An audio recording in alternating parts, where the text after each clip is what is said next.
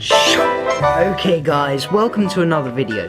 So today we are going to be talking about how to get insane drone shots like these for your own videos. So let's get into it. So tip 1, pick a great time. For this video I picked golden hour, which is the time just after sunrise or just before sunset. In this case, just before sunset, because the light is just perfect for your cinematic drone shot beauty.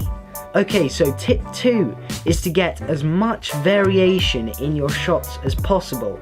With drones, you've only got about 20 minutes flight time, so you need to be able to use as much of that as possible, whether that's orbiting shots, panning shots, moving forward, back, up, down, everything, so that when you're in post, you can choose the shots that are best for your story and your mood you're trying to create. Tip 3, get the best shots that you can.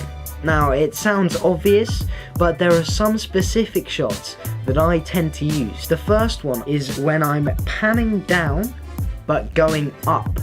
So you get this really nice effect where your subject is constantly in focus. It just makes everything warp around while you're focused on this subject. The second shot that I always turn to is going back and up, because especially if it's a landscape, it just gives more breadth and makes this scene look huge, which in this case might be the story I want to tell. Another shot is an orbiting shot. Now this is quite a hard shot to pull off because you've got to be able to go forward, sideways and round at the same time, and you've got to do it smoothly so that when you speed it up you don't get this sort of going around, you know what I mean? Because that's just not nice to watch. And finally, for now, you want the moving forward and panning up shot. So in this case, I use this shot to focus on the shoreline and slowly bring it up to focus on the whole scene. Tip 4. Now, this is a big one. Take risks, okay? So to get the drone shot that you want, to be like Casey Neistat if you want to be, you've got to take risks. At first, I did not do this. I was like, this is an expensive piece of kit. I do not want to ruin it. But I just realized to be able to get those beautiful shots that you see in so many of these professional videos, you've just got to be willing to step out of your comfort zone and fly it round uncomfortable situations.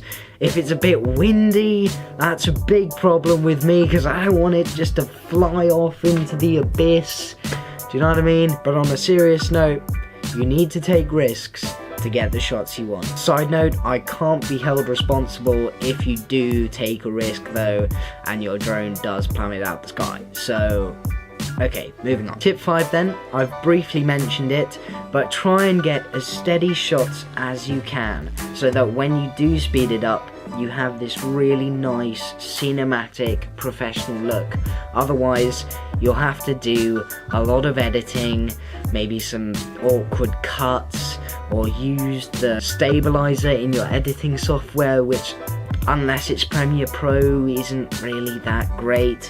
So bottom line, try and get as smooth shots as you can, and if you don't get it the first time, keep taking it and hopefully you will get it by the end. And another little side note, if you have the Phantom 4 or above, so that means the Inspire 2 if you have that, which you are very lucky to have, I believe there is a setting in the DJI app where you can set track points for your drone, which just ensures that the drone is controlled by GPS so that you get basically a satellite controlled steady shot, which is pretty awesome. So if you do have that function, I'd recommend you do that, unless it's not the shot you want, but just another option to get more variation into your shots. And I'm gonna play out with some of my sweet drone shots, which hopefully you will get to. So see you guys very soon in another video.